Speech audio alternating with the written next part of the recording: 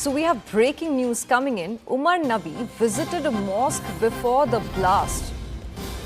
The suspected Fiddain attacker was spotted near a mosque in Delhi.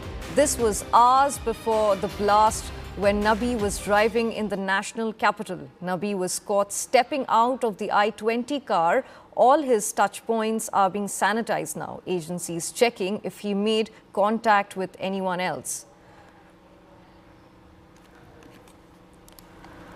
So investigators are examining the CCTV footage suggesting that Dr. Umar Nabi, the suspected Fiddain attacker behind the Red Fort blast, stopped near a mosque in Delhi just hours before the explosion. The footage reportedly shows Nabi stepping out of his white I-20 during a drive that took him across the city from Badarpur to Netaji Subhas Place, in what officials now describe as a final joyride with the explosive-laden car. We have Anvit live with us right now on the phone. So, Anvit, do you think this pit stop that he made at the mosque before the blast was a religious visit before the attack, or do we have evidence that he interacted with someone inside the mosque or nearby or outside the place? See, these are exclusive visuals coming in that Umar Nabi, when he was taking that ride across Delhi with that car that was laden with explosives, he was spotted outside an area outside a mosque, and the CCTV footage is also being checked by the police. In fact, all of his trail is being checked. Police are finding out where all he visited and if he had met any people, if he had any contacts whom he had met, if he had procured anything when he was spending those hours after fleeing the module, after the module was busted. So he had spent that time around in Delhi, and he was spotted at multiple spots. Now this picture, why is it special? Because this was captured. He was captured in a CCTV footage when he was probably visiting a mosque in Delhi, and this Fiddain attacker who is suspected, and he was suspected, but now the DNA sampling has also confirmed that it was Umar in the car. And if it was a Fiddain attack, and then he was in Delhi, he was roaming around, and he was spotted right before his detonation, just hours before his detonation, he was visiting a mosque. So this could have certain connections. Police and agencies are trying to establish what connection it was, and they are also trying to figure out if he had made any touch points, if he had established any contact with anyone during this time when he was roaming around in Delhi.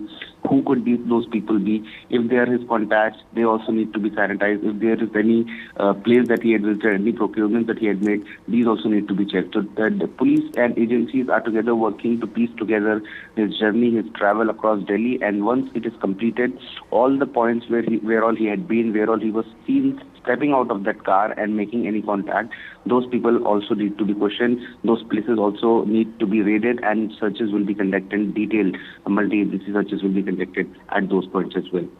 Right. And with so much information coming in about DNA samples and his mosque visit before he took the joyride, do you think that, do we have any intelligence or information or evidence yet that suggests that he was planning several more attacks across different Indian cities?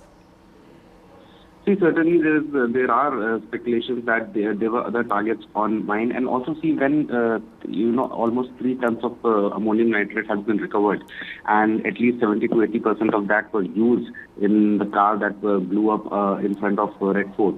So this certainly speaks volumes that there was something sinister in the planning, and something bigger planning was being done.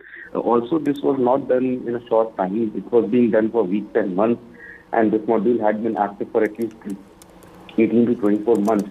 So this certainly means that there was a larger plot at play, and they have also, agencies have also confirmed that there could have been, sensitive locations, not just in Delhi, but outside Delhi also on their target, sensitive cities, sensitive locations, government installations in Delhi, Republic Day could have been on target, the New Year's Eve, probably Diwali also, because this material had been here for a while, and these people also had been active. So this certainly cannot be denied that they had bigger targets, bigger cities, and more sensitive installations on their target. Right. So do you think our agency is treating this mosque visit as a deliberate reconnaissance point or a religious visit before the attack? And also, if you could shed a little bit light on Prime Minister Modi's very important meeting that happened last night. What were the things that were discussed about Dr. Nabi? See, they had been having meetups, regular meetups, and because all of them have one thing in common, that is Al Falah University. They have been connected for a long time, and as the planning certainly was underway, and their connections were certainly strong, because the moment Faridabad police and JK police raided and arrested the other Mobile members, Umar Nabi managed to flee. Either he was informed that such and such, this is being done, a raid is being done, and therefore he managed to escape. But he certainly was in touch, and later on, him conveying to others that he will be going to do something big. This certainly shows that how they were in touch with each other regularly and throughout.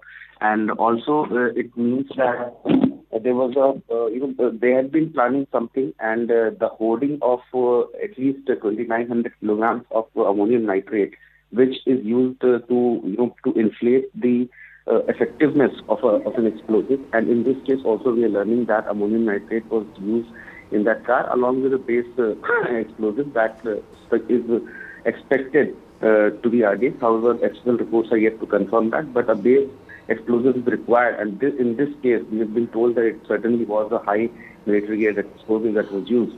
So, given that such a huge hoarding of ammonium nitrate, and then 70 to 80 kilograms of it being used in the car, and the I-20 that detonated in front of Red Fort, it's very, it speaks volumes that something sinister certainly was under planning, which probably did not take place as planned by them.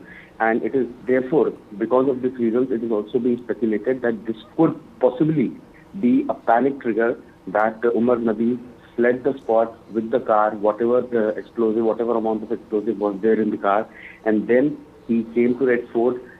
He sat there for 3 hours, probably thinking as to what to do. And the moment he stepped out, he saw that there was huge traffic, there was heavy police arrangement, and that could be one of the reasons that he detonated the car there. We do not know as if it was planned to attack Red Fort, because it was Monday. Monday usually Red Fort is closed for tourists. Whether he had planned that, or he was planning to take that car elsewhere and then detonate it. So these remain to be investigated as more and more people will be questioned. For those who have been arrested by the agencies, they'll be interrogated. Details will come out as to what all were the installations on the car and whether Red Fort was one of them or not.